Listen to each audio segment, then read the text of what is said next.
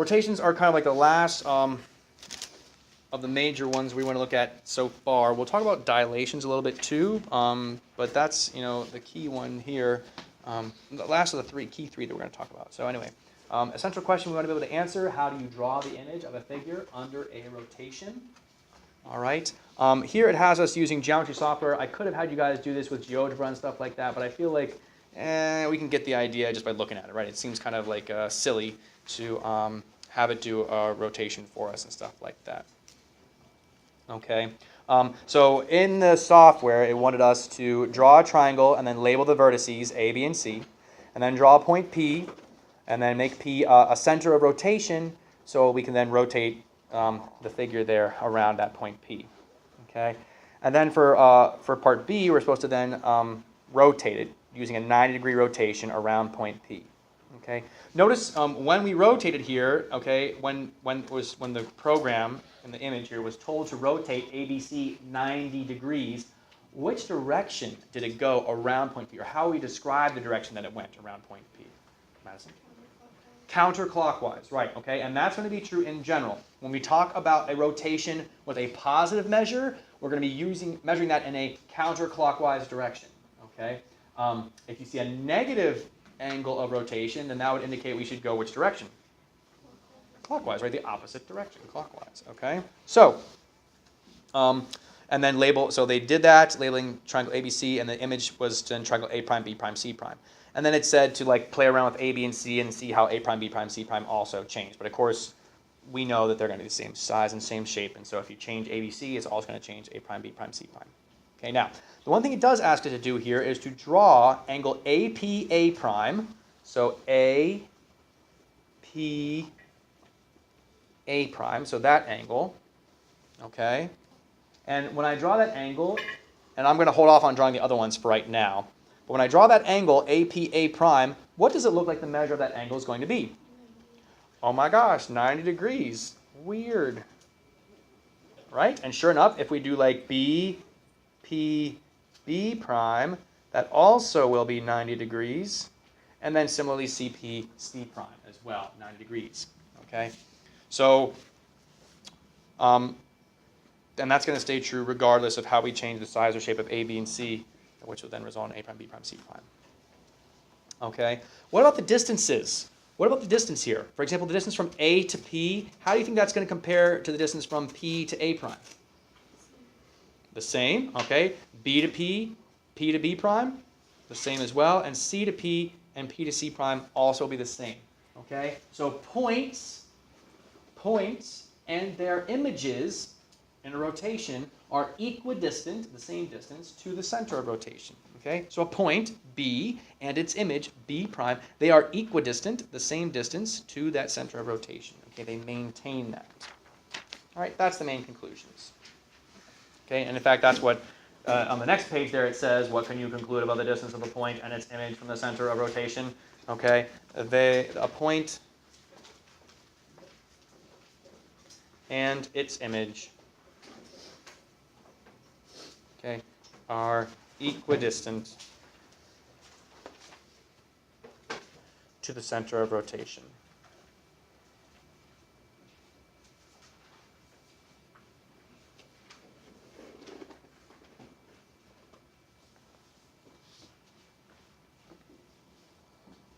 Okay, and of course, what are the advantages of using geometry software? Well, geometry software, less opportunities for mistakes, right? The computer will do all the work more precisely for us than we can necessarily do with a protractor or with tracing paper. Grace, did we have enough protractors to go around and stuff like that? So awesome. Okay, cool. Yeah. Sorry, what did what say right here? A point and its image are equidistant to the center of rotation. A point and its image are equidistant to the center of rotation. Okay, so let's keep going here. All right, so how are we going to do rotations? All right, so one way is using a ruler and a straight edge. Okay, a rotation is a transformation around point P, the center of rotation, such that the following is true. So a rotation requires a point P about which you're going to rotate. Just like a reflection requires a line of reflection, rotation requires a center point P about which you rotate. Okay? And so this happens such that the following is true. Every point and its image are the same distance from P, and all angles with vertex P formed by a point and its image have the same measure. This angle measure is the angle of rotation. Okay. So in the figure, we're going to look at drawing the center of rotation is point P, and we're going to then draw an angle of rotation, or redraw the shape using an angle of rotation of 110 degrees. Okay. So in a basic sense, we have an example right here, right? Here's if we wanted to just transform A using a rotation of 110 degrees, okay? It's what results in A prime here. They're both equidistant to point P, and they have a 110 degree angle from AP to A prime like that. That's all. Okay, so I'm going to show you how to do this one, then we'll do one ourselves. We'll just run through it here. So here we've got this set up. We want to do a counterclockwise rotation of 150 degrees. Of course, it's kind of redundant. If we see 150 degrees, we can just assume it's counterclockwise, but they put the word counterclockwise in there anyway, around point P. Okay, so you can see what they do here is they have us draw segment PA, so connect P to A. Okay, and then we're going to draw a ray that forms a 150 degree angle with PA. So we're going to use here's how we're using our protractors. You'll see you set your protractor along that side, PA, and then use your protractor to create the 150 degree angle. And again, we'll do one here. I'm just going to run you through it like words. And then you draw a ray there. Okay, then you can use a ruler or a compass to mark point A prime so that on the ray so that PA prime is the same as PA. So basically going to measure this length here and then just guarantee that PA prime will also be the equidistance there. Okay, so you could potentially use a compass for that as well. Okay, in fact, maybe we will. So actually, Grace, if you wouldn't mind going around and passing out compasses to everyone too. Sorry about that. I was like, you know what, that'd be a good idea to do that too. So Grace will come around with a compass too to help us out with those measurements and things. I think it'll be a little bit easier if we do it that way. Okay? And then you're supposed to do kind of the same thing, excuse me, the same thing here with the rest of those points. Okay? We're going to do something slightly different though. So I'll put the compasses there, but actually I might just have us use patty paper instead because I think that patty paper will make it a little bit easier. So I'll put the compasses there for you to use if you want them, but like I said, I think I've got a better idea, a better plan for us here. Okay, so let me show you an alternative method here. We'll use the patty paper instead. It's just a slight variation on this, but I think it's going to be a little bit easier. Okay, so here's our next step. We're going to do a clockwise rotation of 75 degrees around point Q. Okay, so what's our first step here that we need to do according to our original directions? Okay, what should be our first step here that we should do according to our original directions? Well, step one over on the left, on the previous page said to draw segment PA. So in this case, we'll draw segment DQ. Okay, so just connect D to Q. I'm going to put some nice bigger points there at D, E, and F. Okay, so let's connect D, D to Q.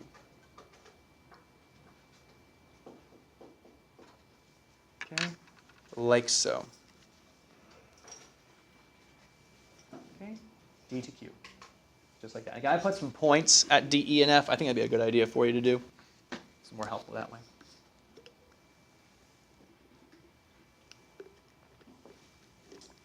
Okay. All right. And then we need to measure a 75-degree angle. Okay, so we're going to take our protractors here. Now, the specific protractors that you guys have, all right, you want to line up your point right there. Okay, oof, and this might be tight, but I think it will fit just barely there. Okay, so I'm lining up the vertex point right there, and make sure then this little line lines up with the side of your angle there too. So it should look something like that. Now, I want to measure 75 degrees counterclockwise. So from this side, I want to measure 75 degrees out. When I go to look at my markings up here, I've got two lists of markings. I have my top row, which goes from like 170 down to 160, down to 150, down to 140. Or my bottom row that goes like 10, 20, 30, 40, 50, 60. Which set of markings should I be using to measure a 75-degree angle that's counterclockwise from here? Which set of markings should I use? Oh, is it 75 degrees clockwise? Yeah. Thank you. So then I had my place in the wrong location. My mistake.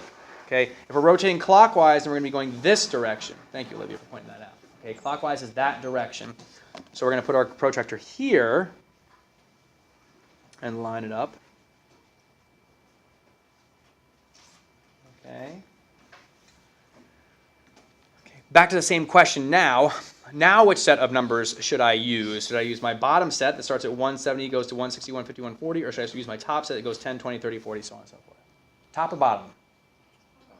Top, right, okay. The top numbers start at 0, right? So this thing, my angle here, if I go straight out, should start at 0, and I want to count out 75 degrees from that. So there's 70, 1, 2, 3, 4, 5. It's that like other tick mark right there, and so we'll just kind of mark that tick mark. Okay, and then we'll draw a ray that goes from Q through that tick mark there.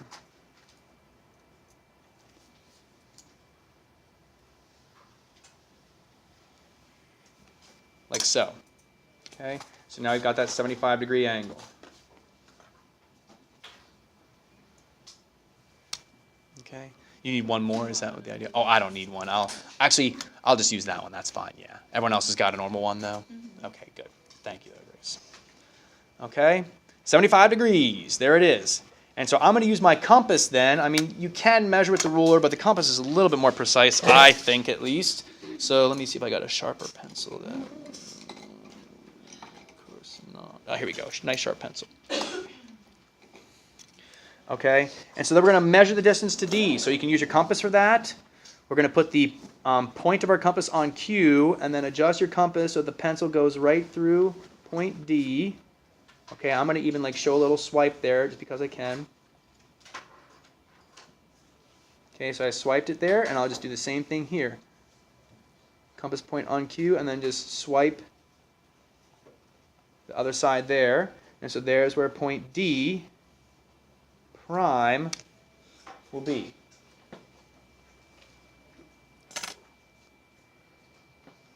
There's where point D prime must be. Okay, and then I can erase like all this other junk right here. All right, and then we'll do the same thing for E and F. Okay, so we'll connect E, and I'm going to erase some of this other stuff because it's going to get too busy going on here. So I'll erase some of this other stuff here. Okay, so I already have D prime. Normally I don't like you to erase your construction marks, but I think it'll just be helpful to do that in this case. Okay, now let's connect Q and E. If I'm going too fast, please say something. I'll be happy to slow down here. Anyone stuck? We're doing okay so far? Okay, so connect Q and E. And again, line up your protractor for a 75 degree.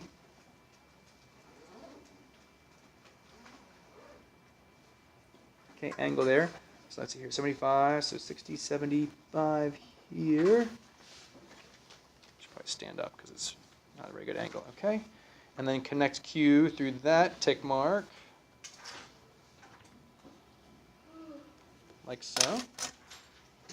And then again, use your compass to measure the distance from Q to E.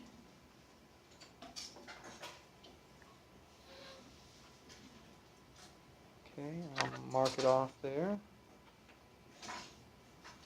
I'll do the same marking down here. Don't open or close your compass.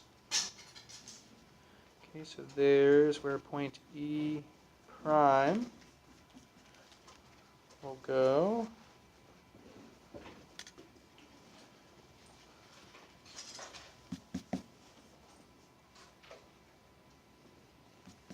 And then we'll finally do F. So connect Q to F. And don't worry, I'm going to show you an alternative way to do this using the patty paper. And you're probably going to get a little mad at me for making you do this. But that's okay. A little anger on Monday morning, I guess, never hurt anybody.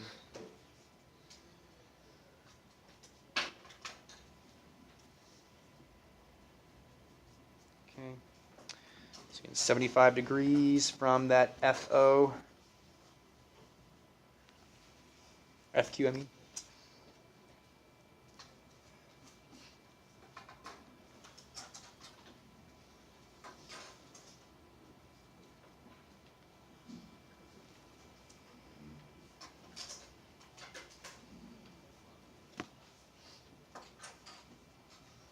Oh, I did 65, Mr. Wade.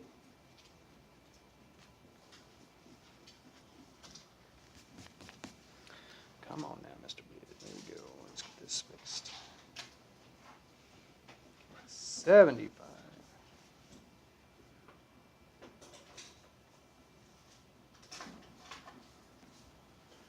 Okay, and then measure my lengths.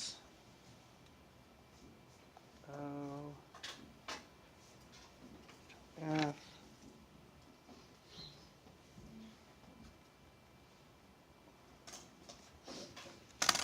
And there's F prime. And then once you have all your points rotated, we can connect the vertices. And hopefully it's something that resembles our original shape.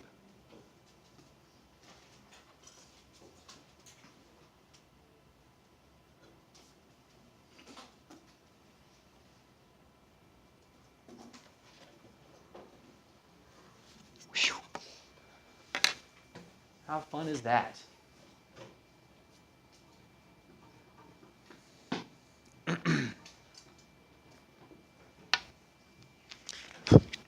Pretty fun. Okay, pretty fun, pretty fun. All right, questions on any of that? So that's using a compass and a straight edge really to help, or a compass and protractor really to help us there. Okay. All right. How can we use tracing paper is the question there in the reflect to draw the image of triangle ABC in part A. Well, let me show you. So we'll do one of these here on the next page using patty paper. And I apologize for not showing you this first, but, well, I wanted to give you some options, I guess. Okay. So here's how we can do this using just patty paper and a protractor as well. We're going to start off in a similar fashion. I'm going to put points at L, K, and J. Okay. And then connect one of your points from your shape here to point P. It doesn't matter which one. Okay, so someone just say a letter. K. Okay. We'll connect K to our center of rotation P. Okay, so the start is very similar, right? And we also have to mark one angle off. We're going to go counterclockwise. I'm going to be careful how I read it this time. Okay, counterclockwise rotation 40 degrees. So protractor down on my center of rotation. Okay, and 40 degrees. Which set of numbers am I going to use to mark off that 40 degrees counterclockwise? The outer or the inner? The inner. Okay, right. We want to start at 4 because again, our side of our angle was to the right here, and so we want to start at the 0 here and then count up. So we got to count to 40 right there. So I'm going to use the bottom edge, and I'm going to draw that ray just like we did before.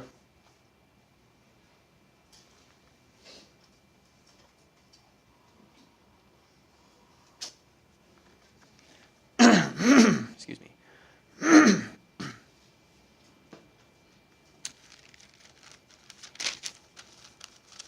Okay, but now what we're going to do is take our patty paper, okay, and we're going to copy a couple things, okay, on our patty paper. First, on our patty paper, we need to copy that point P, and without moving our patty paper, that point K, L, and J.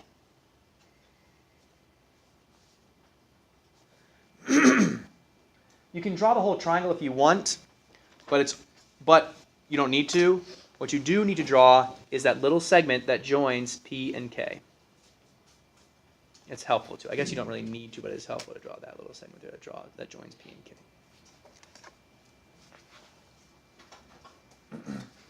Okay.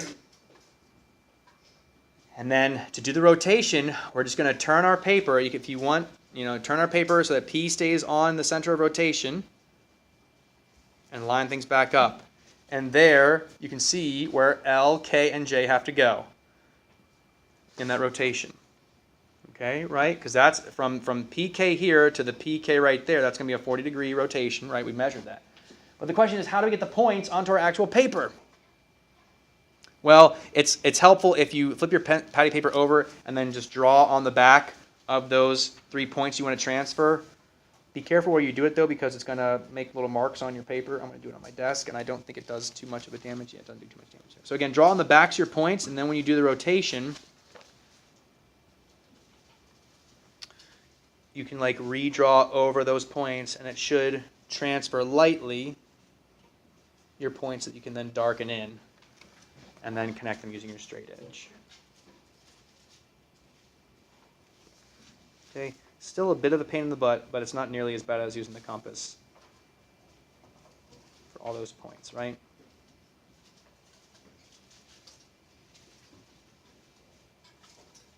And then don't forget to label. K prime, L prime, J prime. Okay. That's much easier. I'm going to go ahead and draw in that 40 degrees there. Okay, so you go ahead, do number 5. Try number 5, okay? Give number 5 a try. So on page 90 there, give number 5 a try. See what you can come up with, okay? And be careful, it is a 125 degree clockwise, 125 degree clockwise rotation there.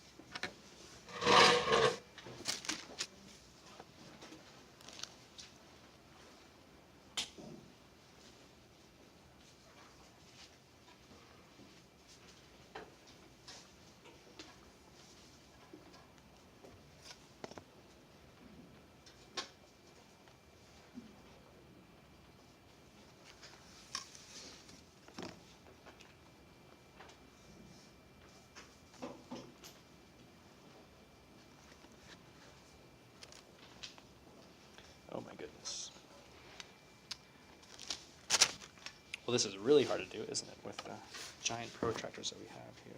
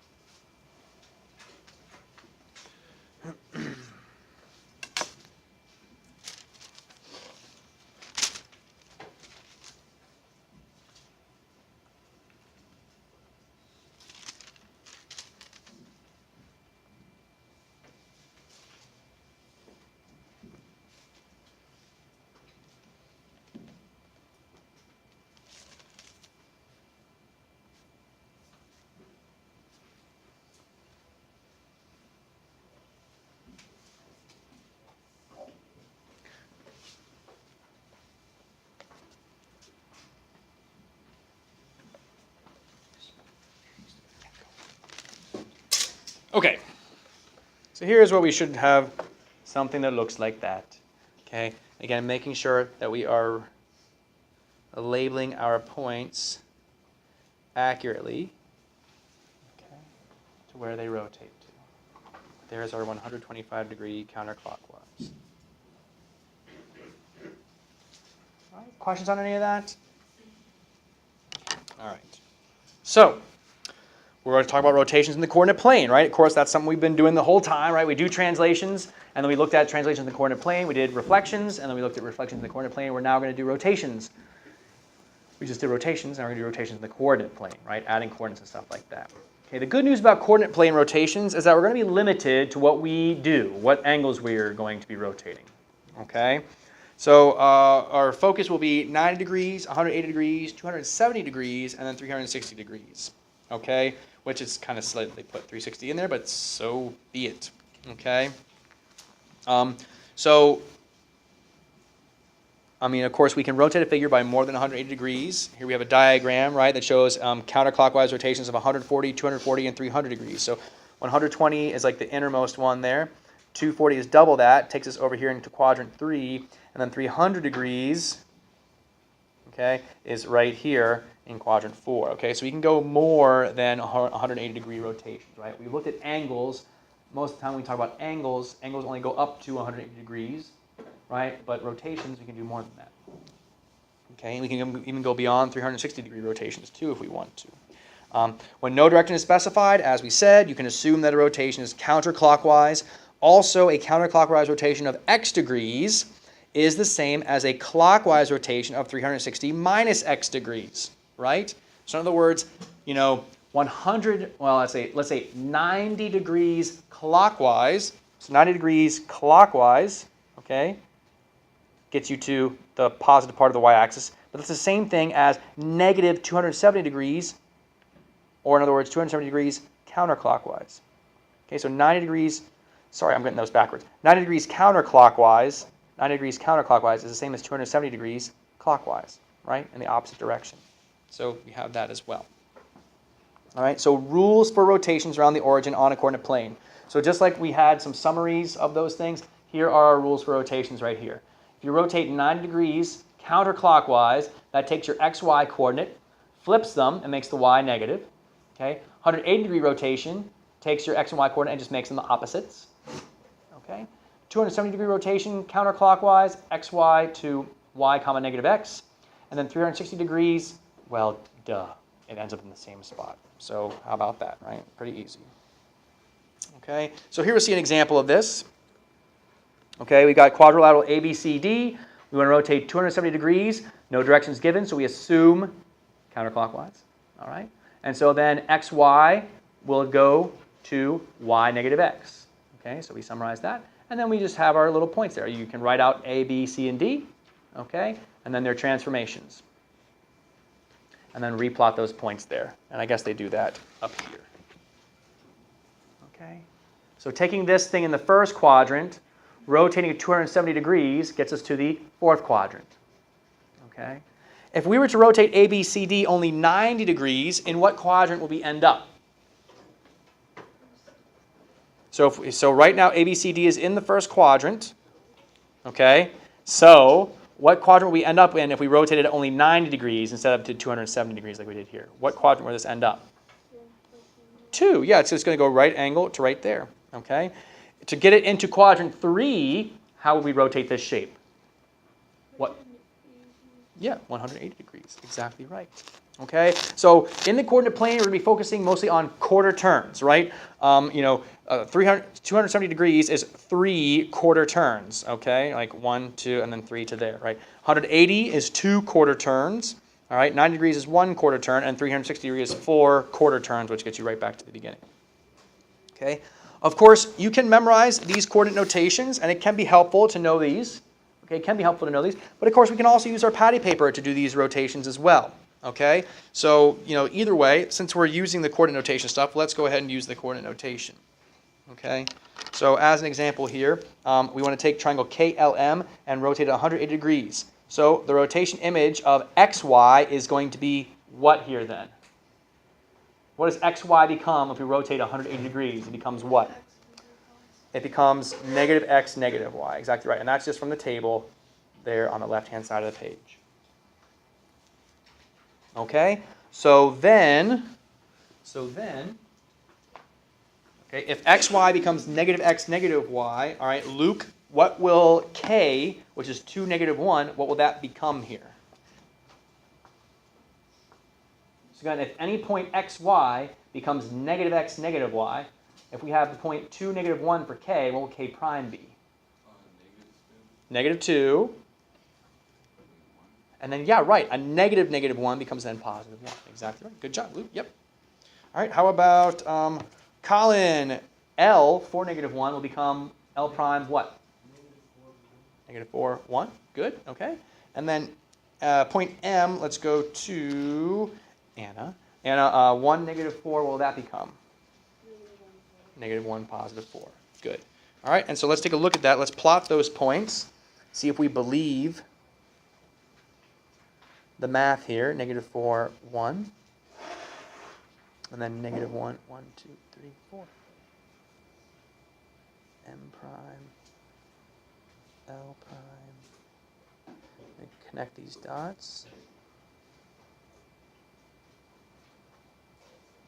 Okay. Do we believe that? Does it look like a 180 degree rotation about the origin? Does it look like it is? Yeah, I think so. Okay, it asks us to predict. We didn't predict. Oh well. Okay, because we just did it, right? So why predict it? Okay.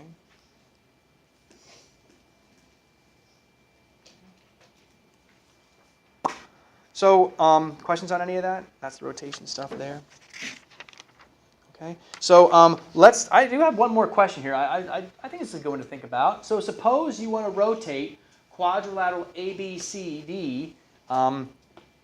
Not by 270 degrees like we did in part A, right? But let's say we want to rotate it by 810 degrees.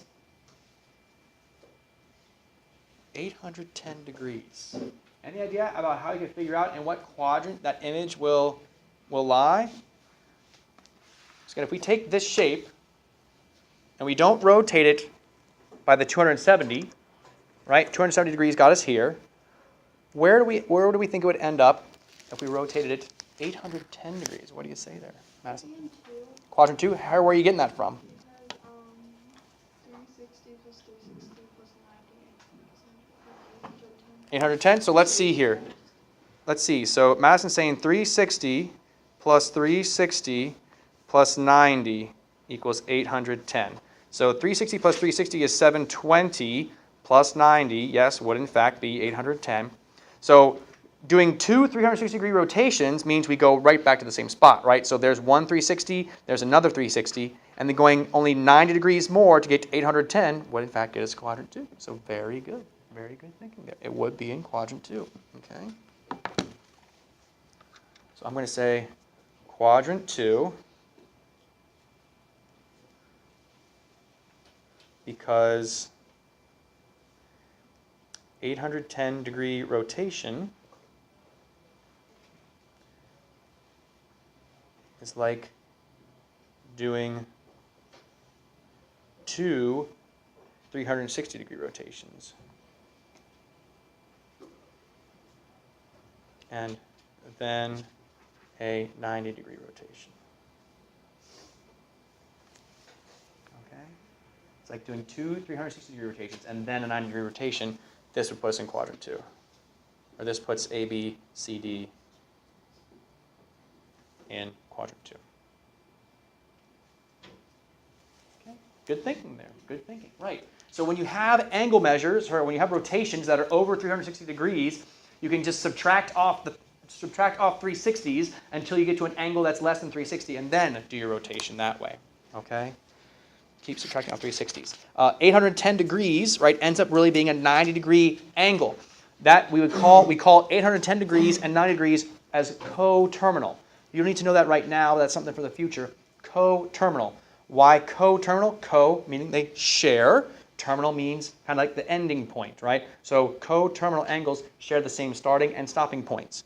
So 90-degree rotation is the same as 810-degree rotation, essentially. They end in the same spot, right? They start and end in the same spot. Okay?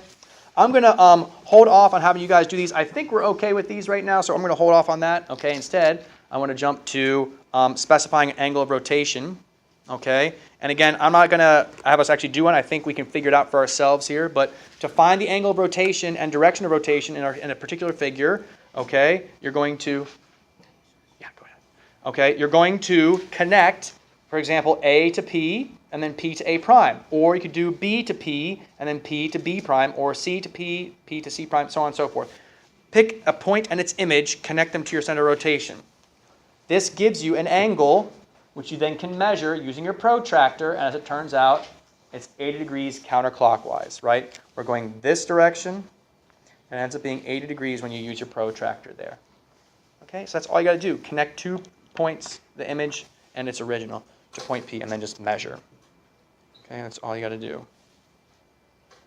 All right, so again, I'm not going to have you do that one just so you guys, I'll give you guys an opportunity to get started on your homework here and stuff like that. All right, because I think that's all, yep, that is all I wanted you had to do. Okay, so you really need to make sure you get some of these rotations done here in class, because otherwise you're not going to have a protractor at home, unless maybe you do have a protractor at home, right? So I'd like you to do some rotations here in class. So we're going to start on page 95. I'd like you to do numbers, let's see here, I'm going to have you do 2, I'm going to have, let's jump around a little bit here, 5, okay, 9, I want you to try 11 as well. That should be a good one there.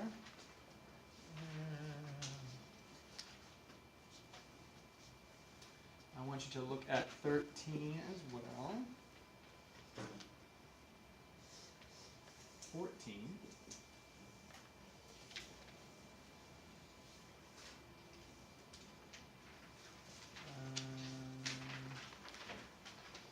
And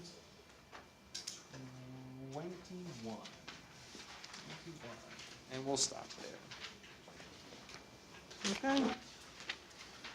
All right. So again, make sure you get through 2, 5, and 9 at least, okay, because those require the protractor. So make sure you at least get 2, 5, and 9. You need a protractor for those, and I can't let you take these home because I don't have extras, okay, sadly. I can maybe check and see if I have extras, but I don't think I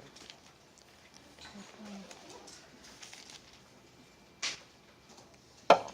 And of course, you can tear these pages out if you want to, especially since, you know, you got to get fit the protractors in there.